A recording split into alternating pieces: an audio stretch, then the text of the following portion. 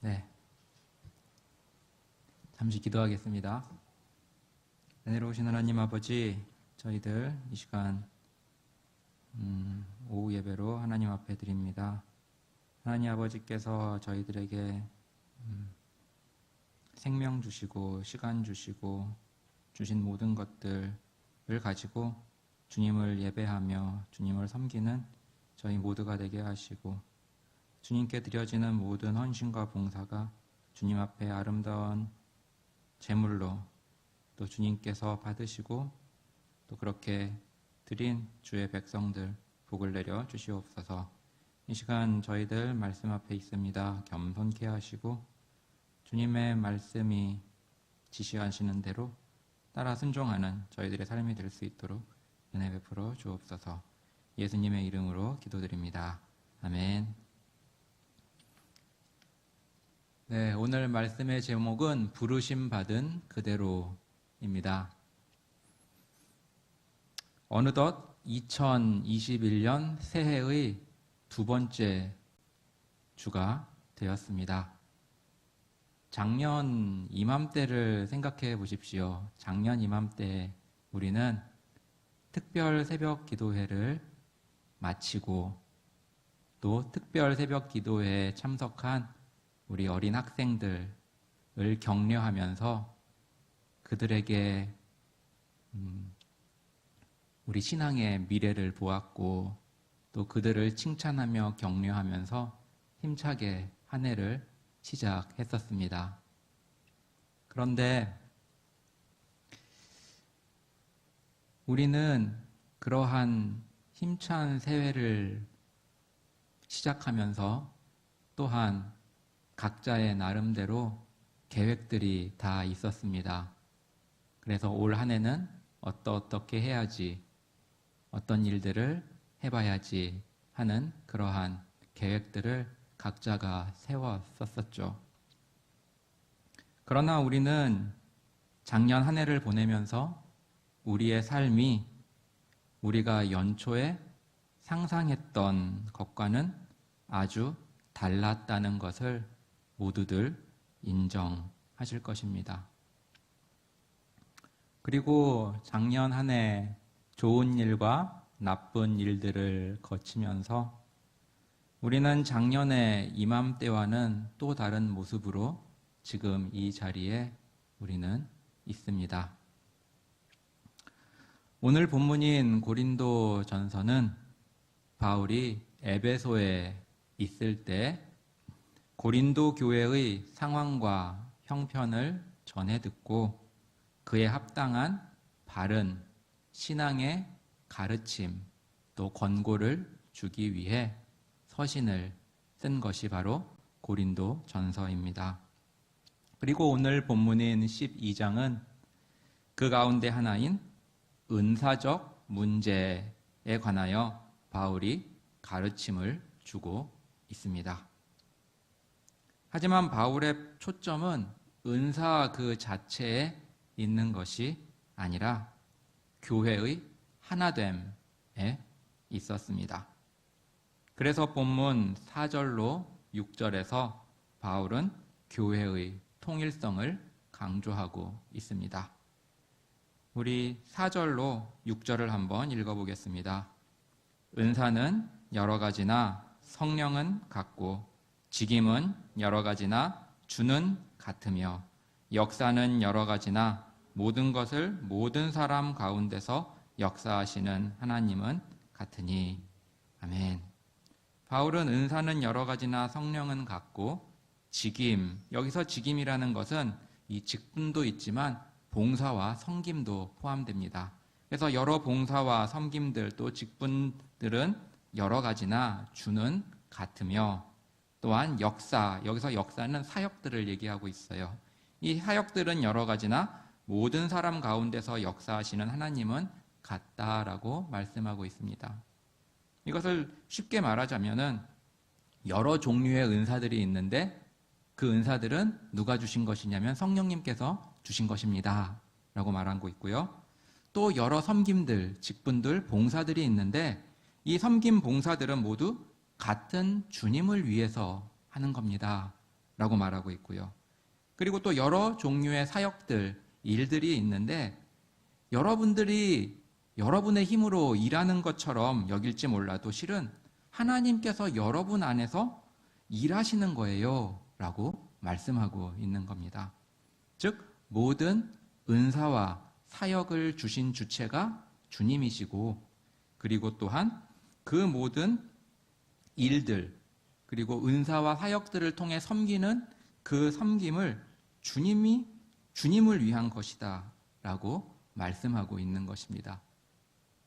그렇기에 주체도 주님이시요 섬김을 받는 대상도 주님이시다라는 것을 바울은 말하고 있어요. 교회의 통일성과 그리고 그 안에의 다양성에 관해서는 바울이 에베소 교회에 보내는 편지에서도 동일하게 나타납니다. 에베소서 4장에서 바울은 한 분 성령님, 한 분 주님, 한 분 하나님께서 그 기쁘신 뜻대로 은사들을 나누어 주셨다라고 말씀하고 있습니다. 그리고 그렇게 은사들을 주신 것은 그리스도의 몸된 교회를 세우기 위함이야 라고 바울은 에베소 편지에서 말하고 있지요. 이 고린도전서는 AD 55년경에 쓰여졌습니다. 그리고 에베소 교회에 보내는 편지는 AD 60년에서 62년경에 쓰여졌어요. 그럼 대략 두 서신의 차이가 5년 정도의 시간적 차이가 있고요. 또 수신지도 한 곳은 고린도에 있는 교회, 한 곳은 에베소에 있는 교회, 서로 다른 지역에 떨어져 있지만 강조하는 바와 가르치는 바가 같습니다. 무엇이죠? 바로 교회의 하나됨입니다. 이로 미루어 보아 이 교회의 하나됨이라는 이것은 어느 시대나 또한 어느 교회에서나 중요한 사항이며 꼭 필요하고 또한 그렇게 모든 성도들이 힘써야 하는 것임을 우리는 알 수 있습니다. 그리고 오늘 본문 고린도전서 12장 7절에서 바울은 말합니다. 이 모든 은사들은 교회의 유익을 위해서다라고요. 우리 한번 7절을 같이 읽어보겠습니다. 각 사람에게 성령의 나타남을 주심은 유익하게 하려 하심이라. 아멘. 여기서 성령의 나타남이라는 말을 썼는데요. 이 성령의 나타남이라는 것은 성령의 은사로서 나타나는 현상들입니다. 그리고 그 현상들을 8절부터 나열하고 있는데요. 보시면은 첫 번째 지혜의 말씀, 두 번째 지식의 말씀, 세 번째 믿음, 네 번째 병 고치는 은사, 다섯 번째 능력 행함, 여섯 번째 예언, 일곱 번째 영들을 분별, 여덟 번째 각종 방언을 말함, 그리고 아홉 번째 방언들을 통역, 이렇게 나열하고 있습니다. 이렇게 아홉 가지를 언급하고 있는데 이게 모든 성령의 은사들의 전부야 라고는 할 수 없습니다. 이것만이 성령님의 은사들이야 라고 할 수 없는 거예요. 성령의 은사들은 방금 나열된 그 아홉 가지보다 훨씬 더 많습니다. 다만 여기에 나열된 은사들은 고린도 교회에서 소위 영빨 있는 성도들 또는 소위 성령 충만하다고 여겨지는 그러한 사람들이 받은 은사들을 나열한 것이라 볼 수 있어요. 이들 은사들의 특징은 무엇일까요? 바로 외적으로 나타나는 현상들입니다.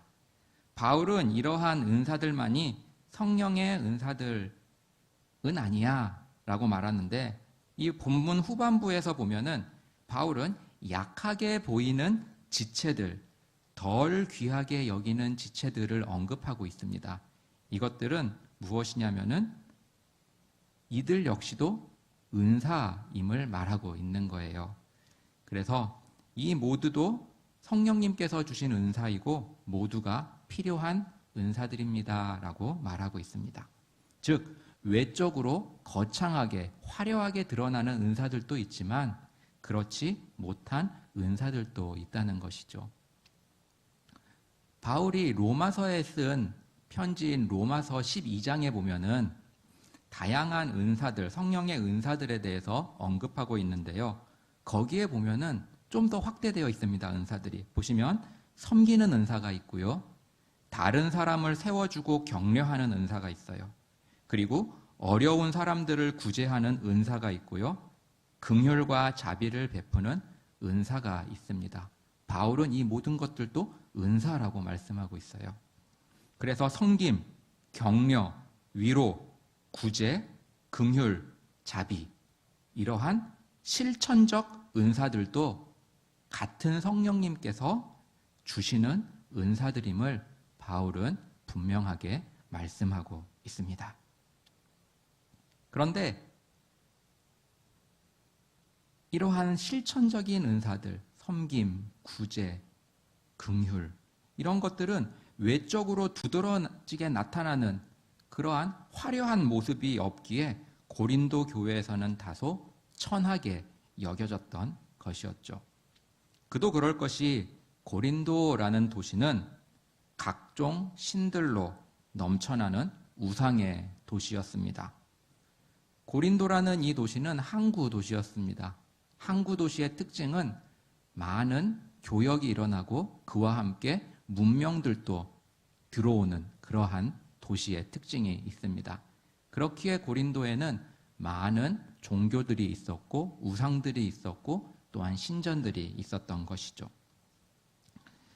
그래서 고린도라는 도시에서는 여러 종교들 사이에 공통적으로 있는 이 초월적 현상들이 빈번하게 있었습니다. 그래서 이러한 초월적 현상들을 보여주는 사람들은 소위 영빨 있는 사람 또는 영적으로 고수인 사람 취급을 받았던 때가 바로 바울이 있었던 고린도 지역의 그러한 종교적인 모습이었습니다. 이러한 고린도 도시의 종교적 풍속 또는 종교적 문화에 젖어 있었던 고린도 교인들은 그들이 우상을 버리고 그리스도인으로 개종을 했음에도 불구하고 아직도 옛 습성 속에서 여전히 외적으로 드러나는 은사들에 많은 관심을 두고 있었던 것이었습니다. 그러한 외적으로 나타나는 현상들이 자신들에게 신분과 중요성을 부여해 준다고 그들은 믿었어요. 특히 방언이 그러했습니다. 마치 방언을 해야만이 영적인 사람, 성령 충만한 사람, 영적인 고수처럼 여겼던 것이죠. 사실 한국 교회에서도 이러한 풍조가 한때 있었던 건 사실입니다. 그래서 방언 학교도 있었고 또 방언을 해야 하지만 성령 충만한 사람으로 여겨졌던 우리 교회 안에 우리 한국 교회 그런 문화도 있었던 걸 우리가 기억합니다. 그래서 바울은 이 방언의 문제를 이 고린도전서 14장에서 보다 심도 있게 다루고 있습니다. 본문으로 돌아와서 바울은 말하기를 그 은사들의 외적인 현상들, 보여지는 것들이 중요한 게 아니라 그 이면에 있는 본질이 훨씬 더 중요함을 말씀하고 있는 거예요. 오늘 본문의 11절인데요. 한번 같이 읽어보겠습니다. 이 모든 일은 같은 한 성령이 행하사 그 뜻대로 각 사람에게 나눠 주시니라. 아멘. 이 은사들은 교회의 유익을 위해서 주신 것이고 같은 성령님께서 그 기쁘신 뜻대로 각 사람에게 나누어 주신 거야 라고 말씀하고 있는 거예요. 그래서 바울은 이 각종 방언들을 말씀하시는 이 낸시 권사님 그리고 이 병고침을 행하시는 우리 로버트 장로님, 또 귀신을 쫓아내시는 제니퍼 집사님 들어보세요. 저기 주방에서 허리를 두드리시며 섬기는 캐서린 집사님, 그리고 저기 교회에서 구슬땀을 흘리며 교회를 청소하시는 도리스 권찰님, 그리고 새 가족을 정착시키기 위해 전화신방하고 찾아다니시는 에밀리 집사님, 그리고 구제부에서 손과 발이 닳도록 일하고 뛰어다시는 그레이스 권사님, 이 모든 분들도 모두 같은 성령님께서 그 뜻대로 은사들을 나눠주신 귀하신 분들이에요 라고 바울은 말하고 있는 거예요. 27절에서 바울은 다음과 같이 말하고 있습니다. 같이 읽어보겠습니다. 너희는 그리스도의 몸이요 지체의 각 부분이라. 아멘. 바울은 고린도 교회 성도들을 일컬어 너희는 그리스도의 몸이라고 불렀습니다. 우리는 우리의 몸이 우리의 것이라고 생각합니다. 그래서 우리는 우리의 몸이 이 세상을 살아가는 수단이라고 생각을 해요. 그래서 일하고 걷고 뛰고 짐을 나르고 등등 우리는 이렇게 우리 몸으로 많은 것을 하고 있습니다. 그런데 바울의 관점은 달랐습니다. 바울은 너희는 그리스도의 몸이라고 했어요. 이 말은 즉 너희 몸은 너희의 것이 아니야. 너희 몸은 그리스도 거야 라고 말하는 겁니다. 너희 몸은 주님께서 세상과 소통하시는 방편이야 라고 말하는 거예요. 즉 우리를 통하여 우리 주님께서 세상과 소통하시는 거라고 바울은 말하고 있습니다. 즉 하늘 보좌에 계신 우리 주님께서 세상과 소통하시는데 그 소통을 누구를 통해서 하냐면 우리들을 통해서 한다고 바울은 말하고 있는 거예요. 그것이 바로 우리 교회입니다. 그러면서 교회 안에 연합이 중요함을 25절에서 말씀하고 있습니다. 25절을 같이 한번 읽어볼까요? 몸 가운데서 분쟁이 없고 오직 여러 지체가 서로 같이 하여 돌아보게 하셨으니. 아멘. 몸의 각 지체들의 기능은 무엇입니까? 그것은 하나의 목적, 하나의 목표를 위해 다 같이 움직이는 게 바로 몸의 지체들의 기능이에요. 예를 들어서 생존 수영을 생각해 보십시오. 생존 수영을 한다면은 그것을 위해 몸의 모든 지체들이 움직입니다. 손으로는 물살을 가르고요. 발로는 추진력을 얻지요. 그리고 머리는 좌우 아니면 상하로 움직이고요. 코는 숨을 들이쉬고 입은 숨을 내쉬고 그리고 눈은 전방을 보고 또 폐는 공기를 머금고 또 뇌는 생존해야 한다라는 생각으로 하나의 목적을 위해서 생각만 하고 그리고 우리의 몸의 배뇨기관들, 배설기관들은 이 목표를 위해 잠시 그 기능을 천천히 합니다. 이처럼 우리의 몸의 각 지체들은 하나의 목적과 목표를 향해 다 같이 움직입니다. 여기에는 분쟁이 없어요. 서로를 배려하고 서로 돕습니다. 공부를 할 때도 마찬가지고요. 운동 경기를 할 때도 마찬가지입니다. 만일 어떤 사람이 축구 경기를 하고 있는데 다리가 나 도저히 힘들어서 못하겠다 하고 멈춰버린다면 어떻게 공을 찰 수가 있고 뛰어다닐 수 있겠습니까? 눈이 나는 다리가 아니니까는 나는 내 기능을 안 할 거야 라고 해서 눈을 감아버린다면 어떻게 그 경기를 할 수 있을까요? 그래서 몸의 지체로서 모든 지체들은 한 목적, 한 목표를 위해 각자의 기능을 해야 하는 것입니다. 오늘 본문의 18절로 20절 함께 읽어보겠습니다. 그러나 이제 하나님이 그 원하시는 대로 지체를 각각 몸에 두셨으니 만일 다 한 지체뿐이면 몸은 어디뇨? 이제 지체는 많으나 몸은 하나라. 아멘. 우리 몸에서 눈은 중요합니다. 그래서 어떤 사람은 1억을 준다 해도 자신의 눈과 바꾸지 않겠다고 하는 사람도 있습니다. 이처럼 중요함을 받는 눈인데요. 그런데 만일 몸의 모든 지체가 눈이라면은 어떻게 될까요? 그러면 어떻게 냄새를 맡고, 어떻게 걷고, 어떻게 먹고, 어떻게 듣고 할 수 있을까요?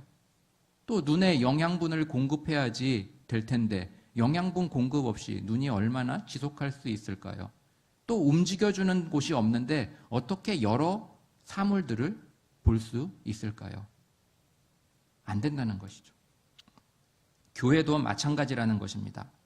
모두가 병 고치는 은사만 있다면 누가 말씀을 선포하고, 누가 음식을 만들고, 누가 교회를 깨끗이 하고, 누가 성도들을 세워주고, 누가 어려운 이웃들을 구제할 수 있을까요?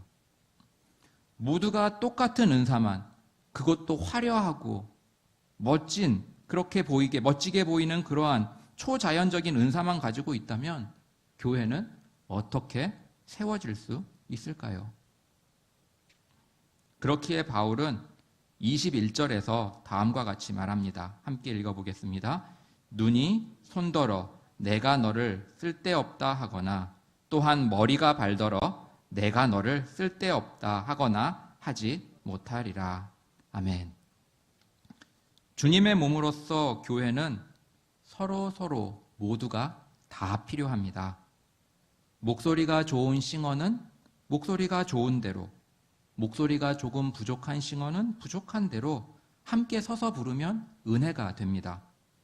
또 어떤 분야에서 달란트가 많으면 달란트가 많은 대로, 좀 부족하다 하면 부족한 대로 함께 섬기면 됩니다. 예수님의 12 사도들을 생각해 보십시오. 베드로도 있었던 반면 바돌로메도 있었습니다.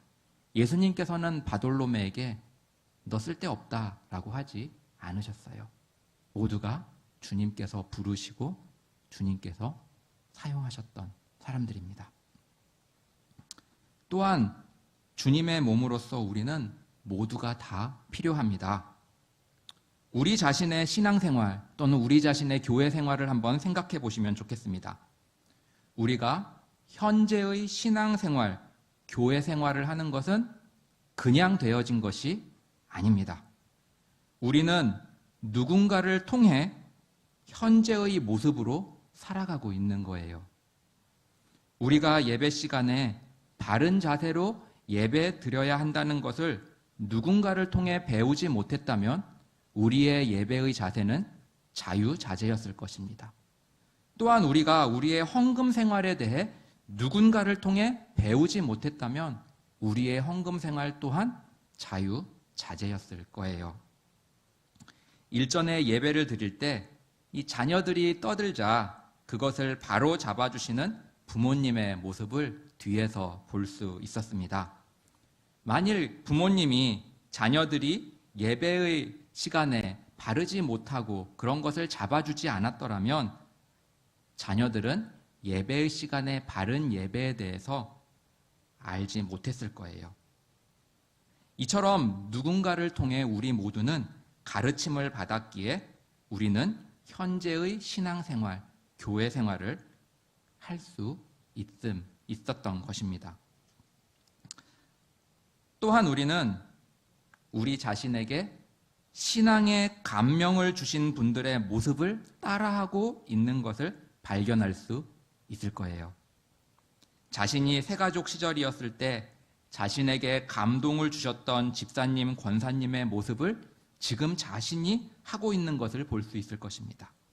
또 자신이 교회 섬김에 대해 잘 몰랐을 때 교회를 청소하시며 교회를 돌아보시며 교회의 필요를 살피셨던 장로님, 집사님의 모습을 지금 자신이 그 모습으로 서 있는 것을 볼 수 있을 거예요. 이처럼 우리가 현재 하고 있는 거의 모든 신앙생활의 모습은 누군가를 통해 우리 자신의 것으로 체득되어진 모습입니다. 이처럼 우리는 서로 연결되어 있습니다. 우리에게 감동을 주신 그분들도 다른 누군가를 통해 감명을 받았기에 그렇게 하셨던 것이죠. 이처럼 그렇게 거슬러 올라가면 지금은 돌아가시고 안 계시지만 우리 믿음의 선조들의 위대한 신앙생활이 결코 헛된 것이 아님을 우리는 알게 됩니다. 그분들의 신앙의 모습들이 누군가에게 감명을 주었고 그분들의 훌륭한 신앙의 유산들이 이어 오늘날 우리에게까지 이르른 것입니다. 그렇기에 이 땅에 순교의 피를 흘리신 신앙의 선조들의 그 죽음이 결코 헛된 것은 아닙니다. 혹시 주방에서 아무도 알아주지 않는 섬김을 하고 계신가요? 구슬땀을 흘리며 교회 청소를 하고 계신가요? 다른 사람들보다 먼저 일찍 나와 준비를 하고 계신가요? 그 모든 섬김이 아무것도 아니라고 생각하지 마십시오. 누군가는 그 모습을 먼 발치에서 보고 있습니다. 그리고 그 섬김의 모습을 통해 배우고 있습니다. 하나님께서 은사를 주신 누군가에게 여러분들의 그 섬김은 기폭제가 되어 주님의 몸된 교회를 세워나가며 또한 신앙생활을 다음 세대들에게 전수해 주고 있는 겁니다. 그리고 그러한 모든 헌신, 노력, 땀은 우리 주님께서 다 보고 계셨습니다. 고린도전서 15장 58절을 한번 같이 읽어볼까요?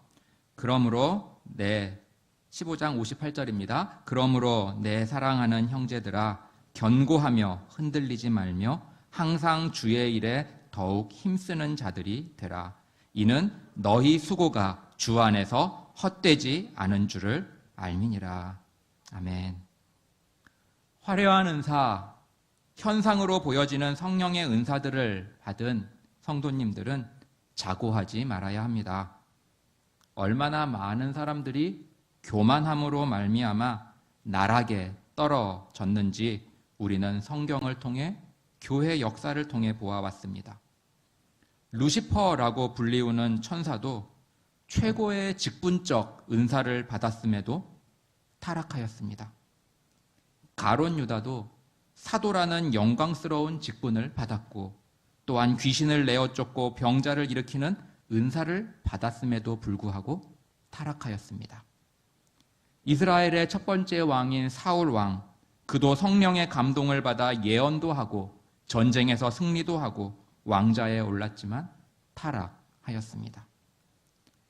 발람도 성령의 감동으로 이스라엘을 축복하는 예언을 하고서도 이스라엘을 타락시키는 악을 행하였습니다. 우리 한국 기독교를 보십시오. 우리 한국 기독교 역사에 등장하는 걸출한 이단들, 그들 역시도 초기에는 신앙에 대한 열심이 특심이었던 사람들이었습니다. 오늘 본문의 22절로 23절입니다. 이뿐 아니라 몸에 더 약하게 보이는 지체가 도리어 요긴하고 우리가 몸에 덜 귀히 여기는 그것들을 더욱 귀한 것들로 입혀주며 우리의 아름답지 못한 지체는 더욱 아름다운 것을 얻고. 아멘. 우리는 맹장 수술을 들어보았습니다. 한때 이 맹장이라는 것은 우리 몸에 별 필요가 없다고 여겨진 부분이었습니다. 그러나 의학이 발전함에 따라 이 맹장이 바로 우리 몸에 유익한 박테리아를 저장하는 저장소임이 밝혀졌습니다. 사실 우리 몸을 볼 때 겉으로 드러난 기관들보다는 보이지 않는 기관들이 더 중요합니다.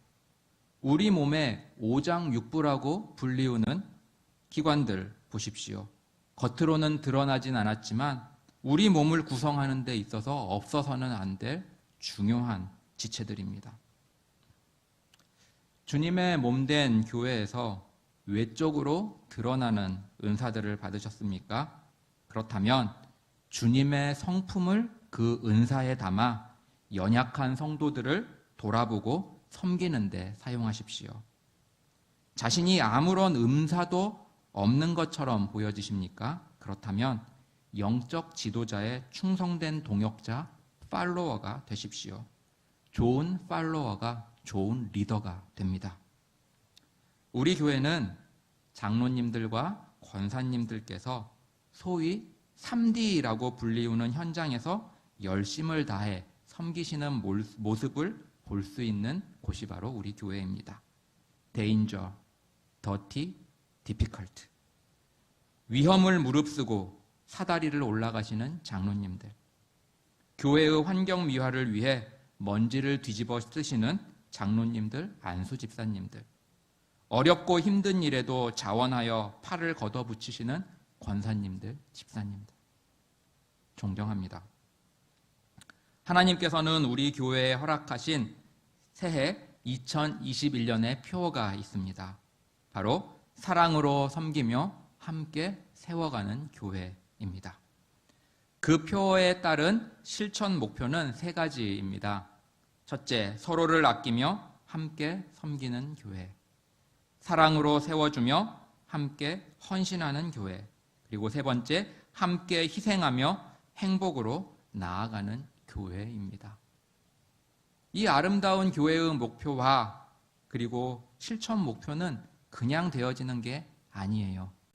우리가 모두가 실천해야 되어지는 부분입니다. 이를 위해 우리 모두가 부르심을 받은 거예요. 그 부르심에 합력하기를 주님의 이름으로 축복합니다. 말씀 맺겠습니다. 우리는 주님 안에서 하나임을 기억하십시오. 같은 성령님께서 그분의 깊으신 뜻대로 우리 각자에게 귀한 은사들을 주셨음을 기억하십시오. 우리가 받은 서로 다른 은사들이 주님의 몸된 교회의 유익을 위해서임을 기억하십시오. 우리를 부르신 것은 우리로 하여금 사랑으로 섬기고 베풀기 위함임을 기억하십시오. 많은 은사를 받으셨습니까? 그 은사들을 사용하는데 주님의 성품을 담아 사용하십시오. 연약하십니까? 약할 때 강함 되시는 주님이 함께 계십니다. 우리는 주님의 몸으로서 우리를 통해 주님께서 세상과 소통하고 계심을 기억하십시오. 우리는 같은 성령님으로 묶여 있고 서로 연결되어 있음을 기억하십시오. 우리 주님이 우리 가운데 계십니다. 한몸된 공동체로서 올해 우리에게 주신 표어와 목표를 실천하기 위해 부르심 받은 그대로 사랑으로 섬기며 함께 세워가는 우리 모든 우이제일교회의 지체들이 되기를 주님의 이름으로 축복합니다. 기도하겠습니다.